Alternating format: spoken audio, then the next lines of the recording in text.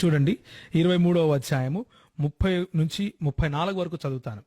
చూడండి, ద్రాక్షరసముతో ప్రొద్దుపుచ్చే వారికే కదా, కలిసిన ద్రాక్షారసము రుచి చూడజేరి వారికే కదా అని ప్రశ్న 29లో ఉంటుంది. యాక్చువల్గా ఏముంటుందంటే, ఎవరికి శ్రమ, ఎవరికి దుఃఖము, ఎవరికి జగడములు, ఎవరికి చింత, ఎవరికి హేతువులేని గాయములు, ఎవరికి మందదృష్టి అని సామెతల గ్రంథకర్త ప్రశ్నిస్తూ సమాధానంగా ఏం చెప్తున్నాడంటే, ద్రాక్షారసముతో ప్రొద్దుపుచ్చు వారికే కదా, కలిపిన ద్రాక్షారసమును రుచి చూచే వారికే కదా అంటూ 32వ వచనంలో, త్రాగుట రుచిగానుండగను దాని వైపు చూడద్దు, పిమ్మట అది సర్పమై కరచును, కట్లపాము వలె కాటువేయును, విపరీతమైనవి నీ కనులకు కనబడును అంటూ త్రాగుబోతుదనం గురించి, లేకపోతే ప్రొద్దుగూకులు మద్యమును సేవించే వారి గురించి చెబుతూ ఈ మాటలు రాశారు.